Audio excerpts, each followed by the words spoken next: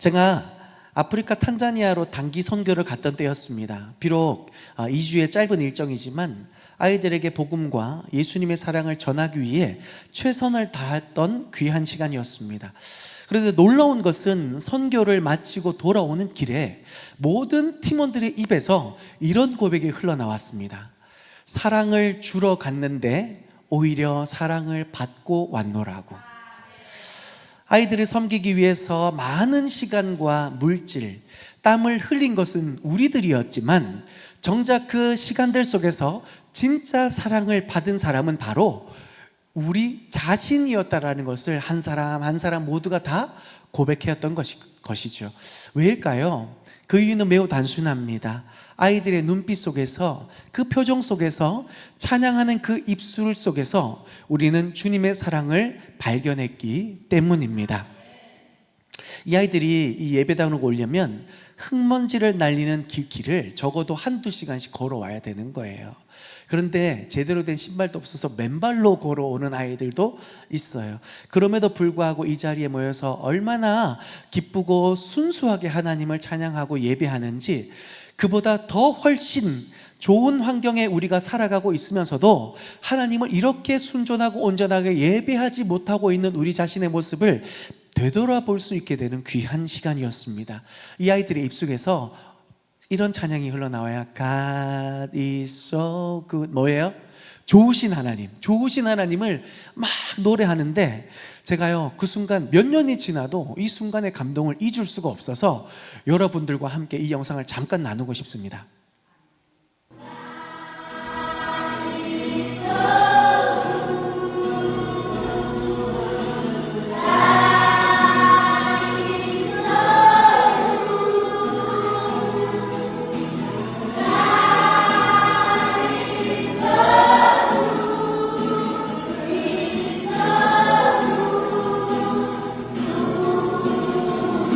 이제 스왈리어로 하고 있는 거예요.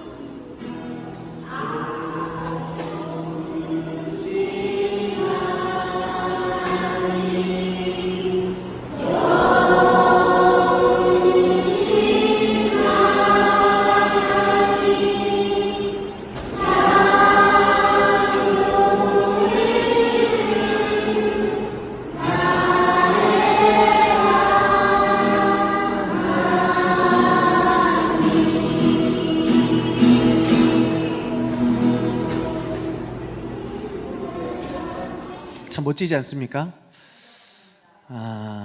사실 이 시간은요 아이들에게 뭔가 주기 위한 시간입니다. 예쁜 것도 만들어주고 재미있는 게임도 같이 해주고, 방금 영상처럼 함께 하나님을 찬양하는 그런 섬김의 자리였습니다. 그런데요 그 현장에서 정말로 뼛속 깊이 느꼈던 것이 무엇이냐면, 우리가 뭔가 주고 있다고 생각했는데 그 찬양 속에 사실 우리가 얼마나 하나님 앞에 큰 사랑을 받고 있는지를 깊이 깨달아 버리는 시간이었어요. 한 청년은 여기 안 나오지만 뒤에 고백을 들어보니까 이렇게 막 수화로 이렇게 하고 있거든요. 계속 울고 있는 거예요. 그러니까 이 찬양 속에 좋으신 하나님, 좋으신 하나님 한두 시간 걸어온 그 아이들이 삶이요 얼마나 피폐하고 어려운지 그 속에서도 좋으신 하나님, 좋으신 하나님 그러는데 청년들이 펑펑 우는 거예요.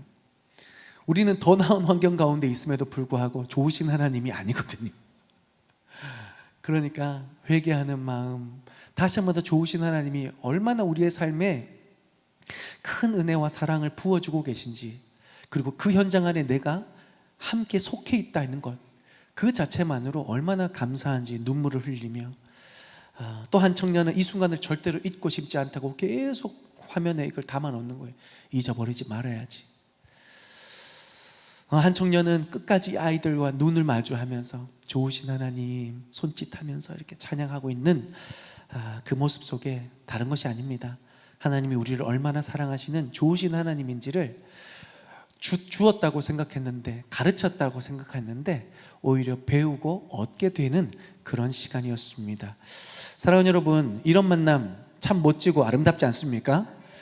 주고받는 그 모든 시간 속에서 우리 모두가 하나님을 만나게 되었고, 하나님의 사랑이 우리 안에 가득하게 되었던 그런 은혜의 시간들. 사랑하는 여러분, 오늘 우리 모두에게 이러한 은혜가 부어지고 우리 공동체에 이러한 만남의 은혜의 축복이, 이런 예배의 감격이 살아 숨쉴 수 있기를 주님의 이름으로 축복합니다. 오늘 우리가 함께 나눌 본문 속에서도 이와 비슷한 장면을 발견하게 됩니다. 중풍병자를 돕기 위해 예수님께 나아온 친구들의 이야기죠.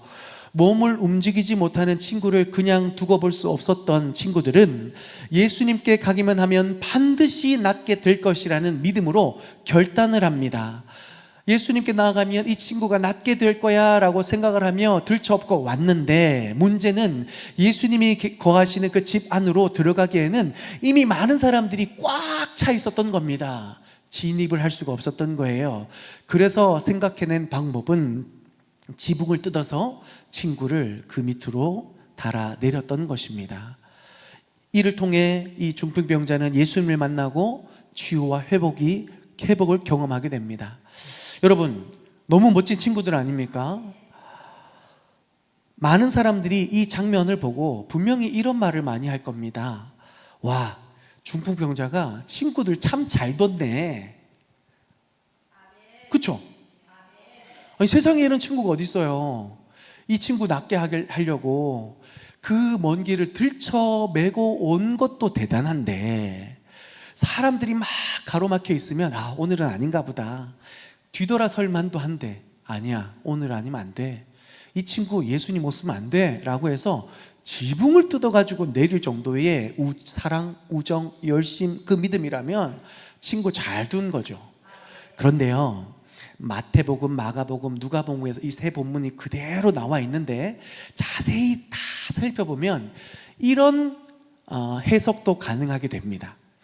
중풍병자가 친구들 잘 둔 줄 알았는데 오히려 이 친구들이 중풍병자 친구를 잘 둔 거예요. 왜 그런 줄 아세요?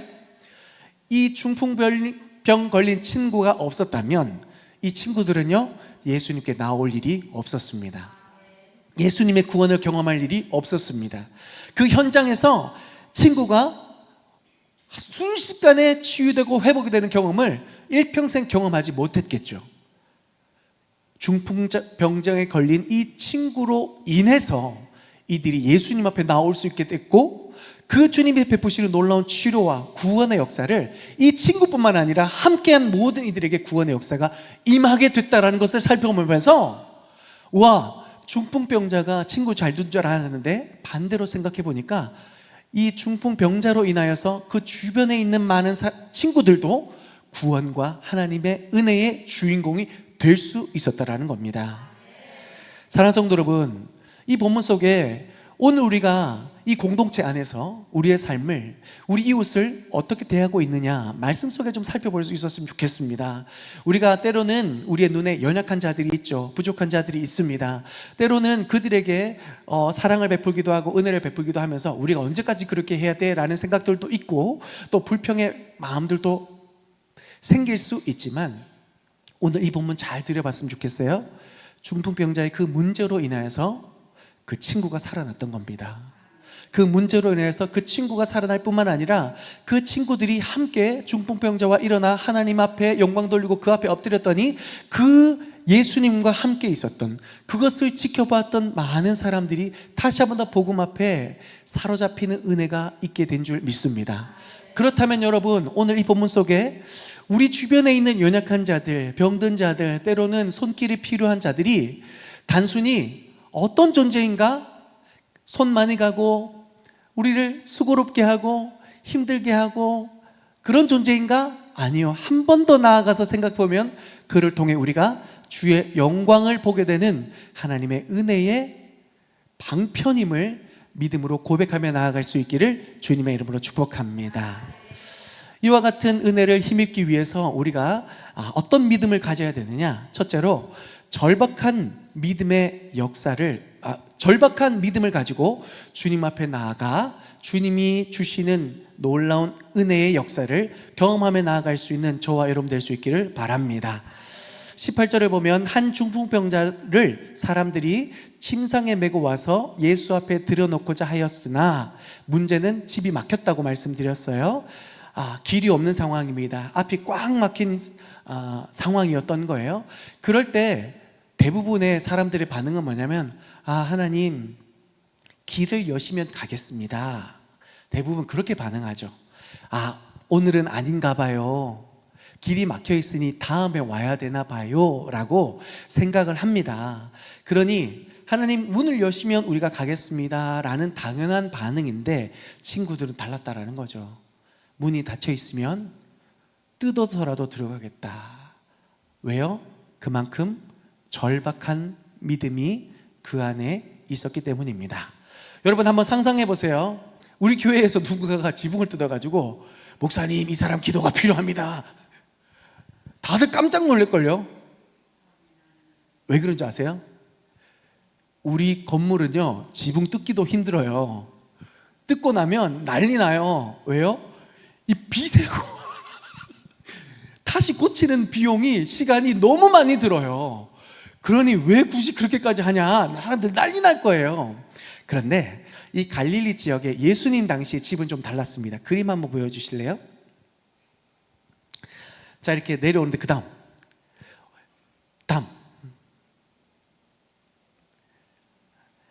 예수님 당시에 이 집들은 대부분 돌로 지어졌어요. 그렇죠?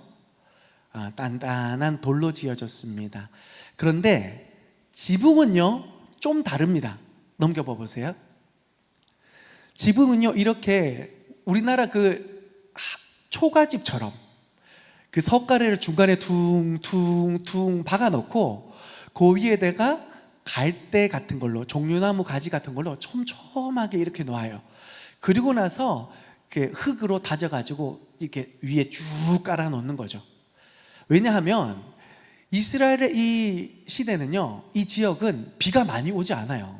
우리나라처럼 막 장마 있어가지고 200mm 막 쏟아지고 이렇게 하지 않아요. 그러니까 비가 많이 오지 않는 지역이기 때문에 이렇게 해도 크게 문제가 없어요. 여기에서 이렇게 곡식을 말리기도 하고 심지어 위에서 쉬기도 하고, 왜냐하면 집이 너무 꽉 막혀 있는 구조니까 숨도 좀 쉬고 그래서 사람들 만나러 올 수 있는 그런 되게 재밌는 구조가 펼쳐지는 겁니다. 그래서 그 다음 넘겨보세요. 그래서 이렇게 돼 있는 거예요. 이렇게 뜯으려면 충분히 뜯을 수 있는 구조가 나옵니다. 다 됐죠? 더 없죠? 네, 그래서 이렇게 뜯어서 친구를 이렇게 내릴 수 있는 겁니다. 불가능한 불가능한 일이 아니라는 것을 말씀드리는 거예요. 지금 우리 교회 같이 이렇게 뜯으려면 난리가 나겠지만 그때 당시는 정말 필요하다면 충분히 이렇게 할 수 있습니다. 중요한 거. 그럼에도 불구하고 부담은 있죠. 주인의 허락을 받아야 된다는 것. 그 허락에는 이거 뜯고 나면 내가 다시 복구하겠습니다. 시간과 비용과 정성이 들어간다는 것. 그리고 많은 사람들이 주목하겠죠. 왜 저래? 왜 굳이 저렇게까지 해야 되나? 라는 사람들의 수군거림을 감당할 수 있어야 되겠습니다. 중요한 것은 긴박한 절박한 마음이 있으니까 이와 같은 일을 하는 거죠. 그런데 수군수군 되던 사람 중에 누군가는 이런 말도 했을 것입니다. 야, 저 사람들 너무 무모한 거 아니야? 야, 저렇게까지 굳이 해야 돼? 라는 생각들을 할 겁니다. 여러분, 무모하다라는 것은요 어떤 결과에 대해 책임질 생각 없이 충동적으로 하는 행동이죠. 그게 무모하다 하는 겁니다. 그런데 절박한 믿음은요 분명한 목적이 있습니다. 이 친구를 예수님 만나면 낫게 할 것이다. 그리고 그에 대한 대가도 충분히 내가 치를 것이다. 왜냐하면 이 모든 것을 치루서라도 내가 얻을 수 있는 분명한 가치가 있다. 결과가 있다. 뭐예요? 예수님을 만날 때 이 친구는 치료될 수 있다라는 분명한 확신이 있기 때문에 이러한 일을 감행할 수 있었던 것입니다. 무모함과 절박함의 차이는 이겁니다. 분명한 믿음이 있느냐, 그 믿음 가운데 대가를 치를 마음이 있느냐, 그 대가 속에서도 우리가 반드시 하나님께서 주시는 그 은혜의 역사들을 내가 경험하고 싶다라는 확신이 있을 때, 소원함이 있을 때 우리는 이 일들을 감당할 수 있다는 거죠. 뿐만 아니라 이 친구들의 마음속에 이런 확신이 있었을 뿐만 아니라 이 친구를 그렇게 사랑했던 겁니다. 사랑하기 때문에 이 모든 일들을 감당하면서도 전혀 부족함이 없다라고 여길 수 있었던 겁니다. 사랑하기 때문에 뭘 해도 아깝지 않았던 겁니다. 사랑하기 때문에 방법을 찾아냈던 겁니다. 길이 막혔다 할지라도 지붕 뜯으면 될 수 있지 않나 라는 거죠. 오늘날에 우리 신앙에 어떤 문제가 몇 가지가 있는데 그 중에서 하나를 꼽으라면 저는 우리 신앙생활에 점점 절박함이 사라져가고 있다는 것을 요즘 느낍니다. 여러분 어떠세요? 절박함이 있으면요 물러서지 않습니다. 기도를 할 때 물러서지 않아요. 예배하는 자리에 물러서지 않습니다. 방법을 찾아냅니다. 수모를 감당합니다. 절박하니까요. 그런데 그 절박함을 통해서 우리 사회에, 우리의 삶에 끼쳐오는 하나님의 은혜의 역사들이 얼마나 많습니까? 그를 통해서 우리가 이 고백이 있죠. 오직 예수, 아멘입니까? 오직 믿음, 아멘이시죠? 오직 은혜. 절박한 믿음 속에 우리는 이 분명한 믿음의 고백이 물러섬 없이 모든 입술에 고백될 수 있었습니다. 그런데요, 자꾸 곁눈질하기 시작하니까 오직 예수가 아니라 다른 것을 자꾸 쳐다보는 거죠. 오직 은혜밖에 없습니다 라고 하면서 내 생각, 내 경험을 자꾸 꺼내놓는 거예요. 오직 믿음으로 주님의 역사가 일어납니다 라고 하면서도 하나님을 향한 믿음이 아니라 세상을 향한 믿음으로 자꾸 나아가게 되면서 중요한 것, 신앙이 점점 제자리 걸음을 하고 있다는 겁니다. 여러분, 성경에는요 절박한 믿음으로 하나님의 역사를 자신의 힘으로 감당할 수 없는 기가 막힌 현실 가운데 하나님께로 임하는 놀라운 역사를 수도 없이 기록하고 있는데, 대표적으로 혈루증 앓고 있는 여인 아시죠? 12해 동안 온갖 것을 다 했지만 낫지 못합니다. 그럴 때 예수의 소식을 듣습니다. 그분을 옷자락을 만지기만 하면 내가 나을 수 있을 것이라는 분명한 확신이 있어서, 원래는 혈루증 앓던 여인은요 사람들 틈에 속해 있으면 안 돼요. 걸리면 매 맞아요. 죽을 수도 있어요. 그런데 절박하니까 죽으면 죽으리라는 마음 가지고 예수님께 나아가지 않습니까? 그리고 아무도 보지 않는 그 순간 속에 그 믿음의 온전한 믿음을 가지고 한번 탁 했더니 순식간에 그 병이 낫습니다. 할렐루야. 죽을 수도 있었지만 절박함이 그 모든 안 된다, 큰일 난다, 위험하다, 그 모든 것들을 잠재우고 그 앞으로 담대히 걸어 나갈 수 있게 만들었던 것이죠. 맹인 바디메오도 마찬가지입니다. 예수님께서 그 자리에 지나간다고 할 때에 며칠 전부터 그 자리에 기다리면서 예수님께서 지나가기만을 바라보면서 그는 밤낮 없이 예수를 기다렸습니다. 그리고 예수님이 온다고 떠들썩하기 시작하자 다윗의 자손 예수여 나를 불쌍히 여겨주시고 구원하여 주옵소서 막 소리치잖아요. 그럴 때 사람들이 뭐래요? 조용히 해! 니까짓게 왜 그런 소리를 하냐고. 사람들이 야유하기 시작하고 조용히 하라고 하고 방해하고 야유하는 그 시간 속에 바디메오가요 어떻게 행동합니까? 조용하라 그랬더니 더 크게 소리지. 다윗의 자손 예수야 나를 불쌍히 여겨주시고 나를 좀 치료해달라고 더 크게 외치지 않습니까? 무엇 때문에요? 절박함이 있으니까요.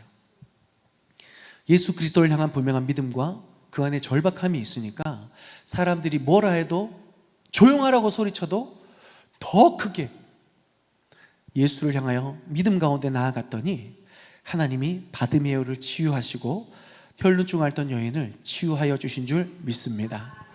여러분, 이 믿음이 우리 가운데 되살아날 수 있기를 소망합니다. 여러분, 절박함이 사라지면요 신앙에 자꾸 눈치를 봅니다.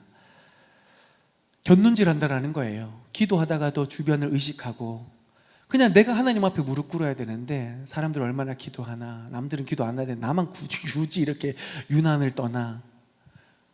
곁눈질하고 눈치 보는 거예요. 예배 중에도 남들 반응 살피고. 여러분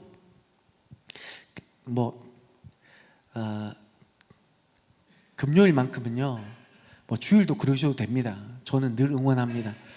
금요일 날 와가지고 제발 점잖은 척 하지 마세요. 하나님 앞에 다윗처럼 춤추고 박수치고 주여 소리 지르고. 여러분, 오늘 아니면 금요일 아니면 언제 하나님 앞에 속 시원히 주여 언제 봅니까? 집에서 주여 하다가 이 옆에 내가 왜 이래 난리 날 거고. 여러분, 언제 주여 할 거예요?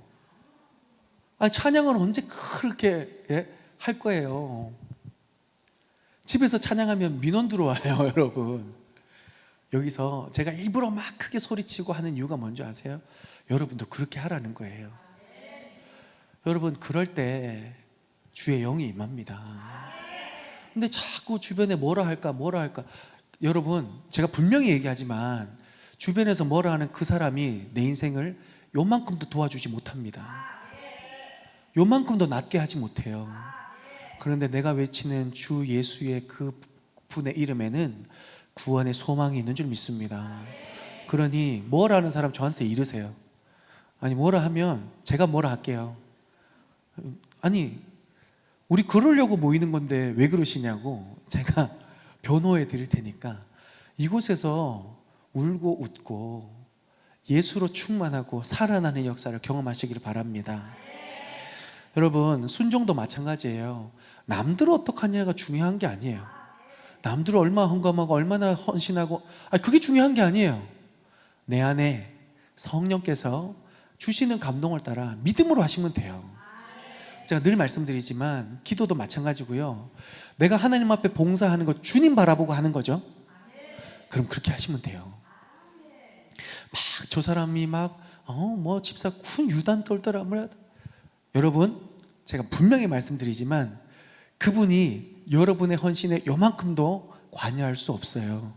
은혜를 줄 수도 없고 복을 줄 수도 없어요.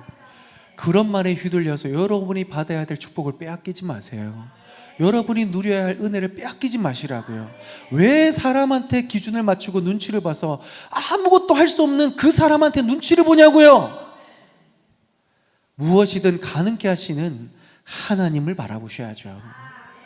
그럴 때 그 은혜가 내게 임하게 되면 여러분, 그 사람은 또 나중에 이런 얘기 할 겁니다. 아유 잘났어 이렇게 할 겁니다. 네, 그렇게 점점 잘 될 것입니다. 그런 사람에게 그 어떤 은혜도 복도 임하지 않지만 믿음으로 반응하는 그 믿음이 한 사람에게 복의 역사, 축복의 역사가 일어나게 되는 거예요. 교회는 그렇게 일어나는 겁니다. 교회는 그렇게 회복되는 겁니다. 신앙생활은 그렇게 하는 겁니다.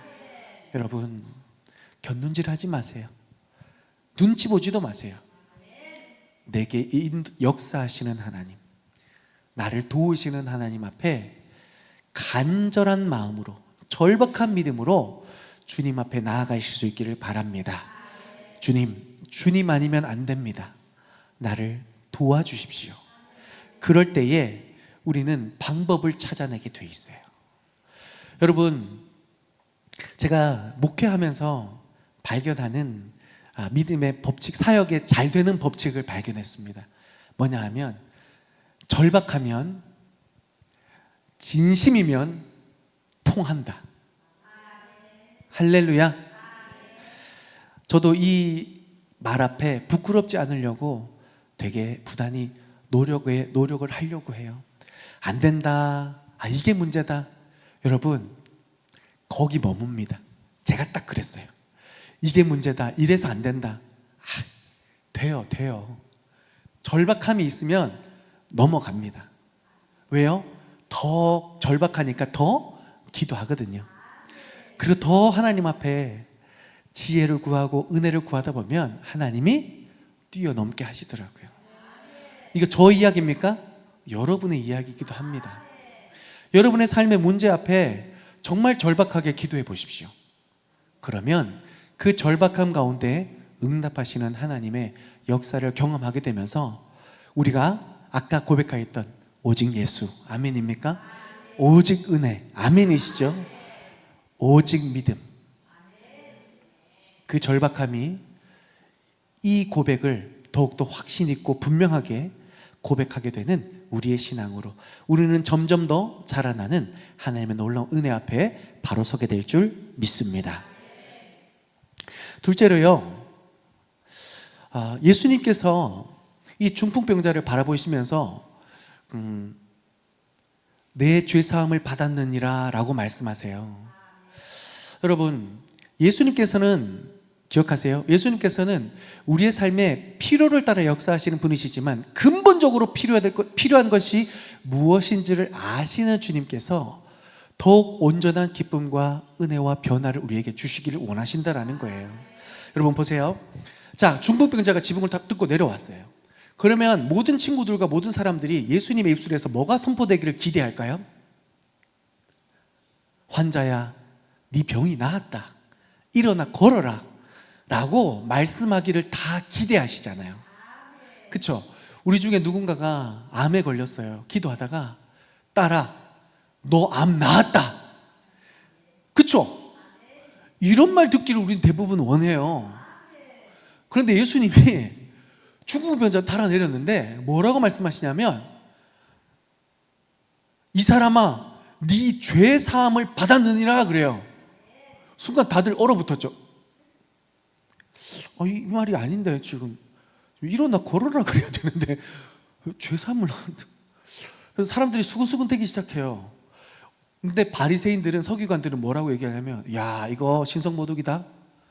아니 무슨 자기가 죄 사함을 얻게 하는 지경까지, 야, 이건 너무 심한 거 아니야? 라고 수근수근대기 시작합니다. 그래서 예수님이 딱 말씀하시죠.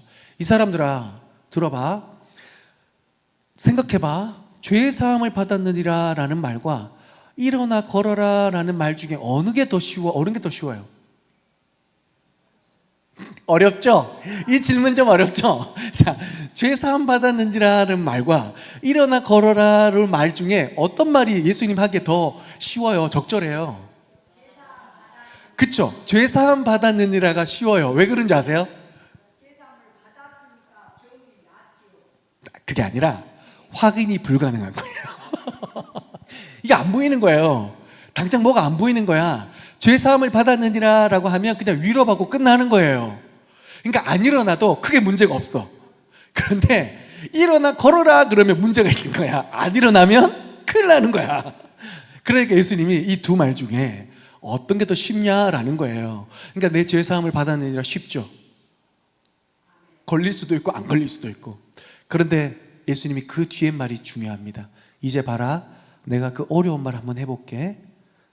아들아, 네 자리에서 일어나 걸어라 그래요. 그럴 때 이 중풍병자가 자리를 털고 일어나 걷습니다. 이 말이 무슨 말인 줄 아세요? 예수님은 이 어려운 일을 충분히 하실 수 있는 분이라는 거예요. 그런데 이 일을 하시면서 이 어려운 일도 하셨으니 이 쉬운 일도 당연히 하실 수 있어요, 없어요? 있죠. 죄사함도 이미 받았다라고 주님이 말씀해 주시는 거예요. 그런데 중요한 게 있어요. 이 당시에 질병과 죄악은 동일선상에서 있었어요. 다 그렇게 말하는 것은 아니지만 이 사람이 아버지 때로부터든 할아버지 때로부터든 아니면 자기가 살아가면서부터든 죄를 지었기 때문에 병에 걸리는구나라는 그런 통념이 있었어요. 사람들이 일반적으로 생각하는 생각이 있었단 말이죠. 그러니 이 사람이 병에 걸렸을 때 이 사람은 큰 죄를 지었을지도 모른다라는 생각들이 사람들 안에 많았던 겁니다. 그래서 이 사람이 자리를 들고 일어난다 한들 그 마음속에 떨떠름한 생각 하나가 있죠. 내 죄는 용서받았을까? 이런 문제가 그 안에 계속 남아 있다라는 겁니다. 제가 이 말씀 묵상하면서 예전에 첫 사역 했을 때 겪었던 일이 생각이 나요. 여러분, 제가 부산에서 첫 사역을 했어요. 근데 여기 총신 신대원에서 공부를 했단 말이에요. 부산에서 신대원에 왔다가 신대원에서 다시 부산 가서 열심히 사역을 했죠. 오가는 길이 한 4시간 반, 5시간 걸려요. 그런데 이제 중고등부 사역을 하는데 큰 행사 하나를 하느라고 일주일에 2번을 왔다 갔다 합니다. 그러니까 원래 공부해야 되는 것도 있지만 사역을 위해서 또다시 부산을 내려가야 되는 중간에 왔다 갔다를 한 몇 번 반복을 했더니 제가 몸에 좀 무리가 왔나 봐요. 그래가지고 그 전해질 수치가 갑자기 확 떨어져가지고, 전해질 수치가 떨어지면 다리 마부에 오거든요. 그래서 다리가 움직여지지 않아서 병원에 실려갑니다. 119 타고. 근데 제가 그때 마음이 되게 원망스러웠어요. 제가 딴짓 했나요? 열심히 했잖아요. 열심히 사역하고 열심히 주를 위해 뭔가 하는데, 그러면 능력이 나타나야 되잖아요. 근데 능력이 나타난 게 아니라 병원에 실려가는데 다리가 막 움직이지 않아. 그래가지고 제가 응급실에 누워가지고 뭐 했냐면, 예수의 이름으로 명하노니. 예수의 이름으로 얼마나 많이 했는지 몰라요. 그런데 예수의 이름으로 엄청 했는데 이 다리가 계속 일어나는 거예요. 그때요, 제가 분노했습니다. 하나님, 이게 뭡니까? 아니 이게 뭐예요 지금? 제가 지금 죄 짓다가 이런 겁니까? 아니잖아요.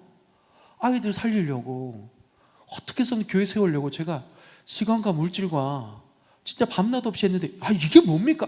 너무 부끄럽습니다. 하나님, 이게 뭡니까? 그렇게 막 부르짖고 막 하는데도 다리는 여전히 호도도도도도도. 근데 여러분, 끝까지 하나님이 응답 안 하세요. 언제 응답하시는 줄 아세요? 전해질 수치 칼륨이 다 들어가가지고 다리가 비로소 움직였을 때, 일어날 수 있을 때, 제가 뭘 고백했는 줄 아세요?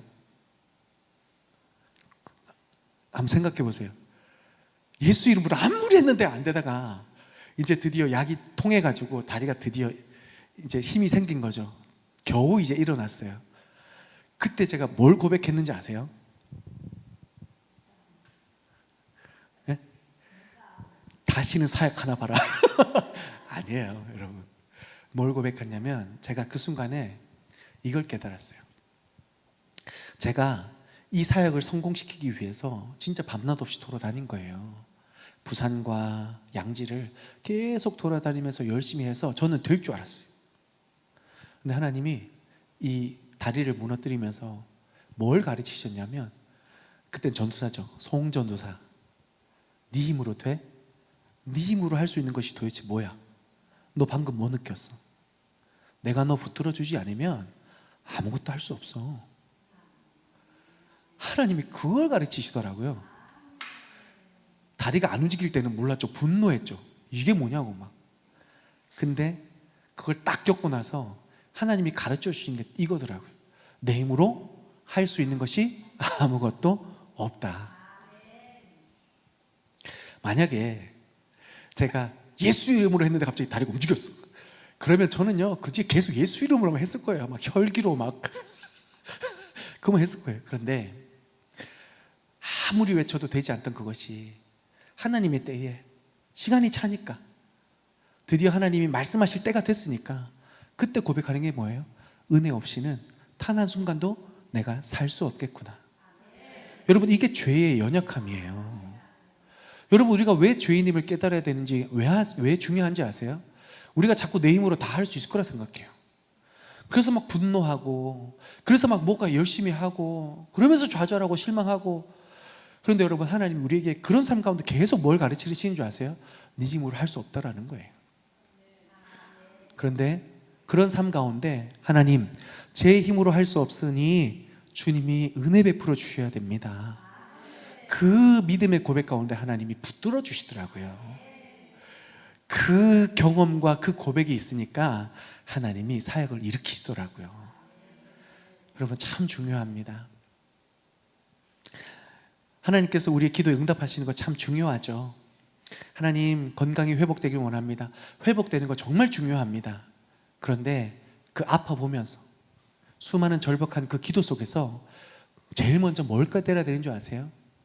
하나님이 붙들어 주시지 않으면 나는 절대로 온전히 설 수 없는 죄인이라는 것을 깨달으실 수 있어야 됩니다.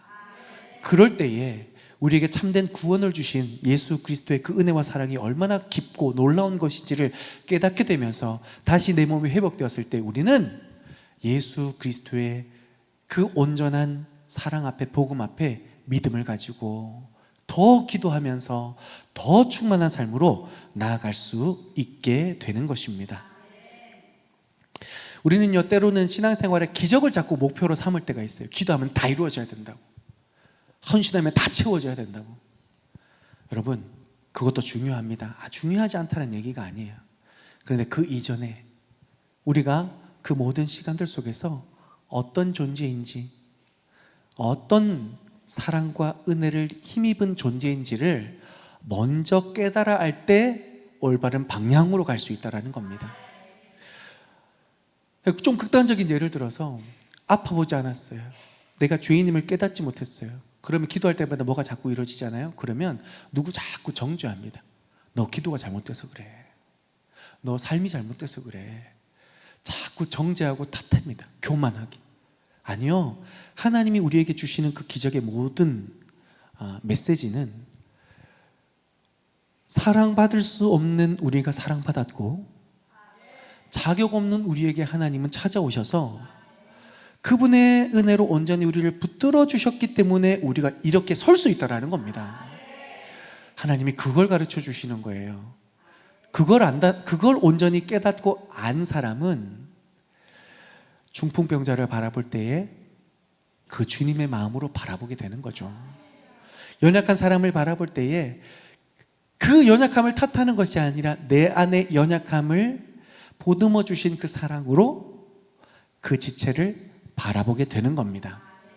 여러분, 이제 말씀을 좀 정리하면서, 여러분, 이 마음 속에, 이 신앙의 태도 속에 공동체가 자꾸 성장하고 일어날 수 있는 비결이 뭔지 아세요? 우리 교회 안에 어떤 연약하고 부족한 사람이 있습니다. 그럴 때 아직 내가 죄인인지를 모르는 사람은 정죄합니다. 비판하고, 아우, 저 사람 진짜 왜 저러나, 왜 저러겠냐. 우리는 다 죄인이니까 그렇죠. 우린 다 죄인이에요. 저도 죄인이고 여러분도 죄인이에요. 아멘이시죠? 그러니 서로 죄인 되었던 우리가 1만 달란트 빚진 자로서 그 놀라운 탕감을 받았으니 먼저 그를 위해 기도해 줄 수 있는 마음, 무엇보다도 그를 위해 절박하게 사랑으로 기도해 줄 수 있는 그 마음 가운데 중요한 건 우리가 진짜 복음으로 나아갈 수 있게 되는 겁니다. 여러분, 우리가 요즘 출애굽기, 민수기 계속 묵상하잖아요. 여러분, 하나님이 얼마나 놀라운 분이신지 여러분 이 말씀 잘 쫓아오면 너무 깊이 깨달을 수 있게 되는 거예요. 이제 내일 모레 주일날 민수기 20장 하는데요, 저는 벌써 은혜가 돼요. 야, 하나님이 얼마나 참으셨는지, 얼마나 이스라엘, 이 인간들이 얼마나 정말 못된 인간들인지, 그럼에도 불구하고 하나님이 또 사랑하시고 또 기회를 주시는 그 모습 속에 내가 이스라엘이구나, 내가 참 그렇게 별 볼 일 없는 사람이구나, 그걸 깨달아 알면서 하나님을 더 뜨겁게 사랑하게 되더라고요. 딴 얘기하는 게 아니라 여러분, 정말로요, 여러분 마음에 들지 않는 사람, 연약한 사람을 위해서 한번 간절히 기도해 보세요. 그것부터 먼저 해보세요. 요럴 때 아멘 안 하시더라. 여러분, 그거부터 해보세요.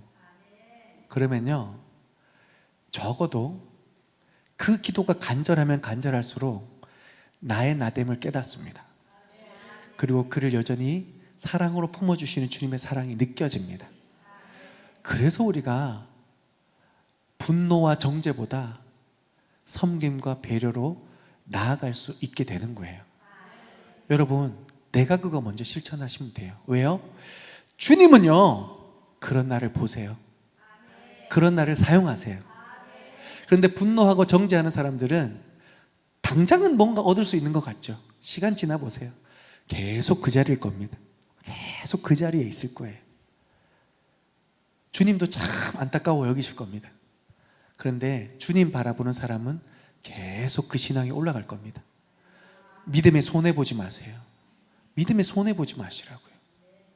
더 깊이 기도하면서 그 기도 가운데 역사하시는 하나님의 은혜가 날로 우리를 새롭게 하고 더 견고하게 하시는 그 믿음의 높은 지경에 올라가는 저와 여러분 될 수 있기를 바랍니다. 오늘 우리는 절박한 믿음에 대해서 이야기했습니다. 그리고 그 절박한 기도 가운데 역사하시는 예수님의 은혜의 법칙을 기록했어요. 단순히 기적이 아니라 그 안에 우리의 어떠한 온전한 회복과 치유까지도 허락해 주시는, 정말 우리에게 필요한 것이 무엇인지 아시는 하나님께서 정확하게 역사해 주시는 은혜를 우리는 말씀 속에 나누었습니다. 여러분, 절박한 믿음을 회복하시고 또 정말로 우리에게 필요한 것을 후히 주시는 예수 그리스도 안에서 오직 믿음, 오직 은혜, 또 오직 하나님의 그 말씀 속에 더 깊은 신앙으로 뿌리 내려갈 수 있는 저와 여러분 될 수 있기를 간절히 소망합니다.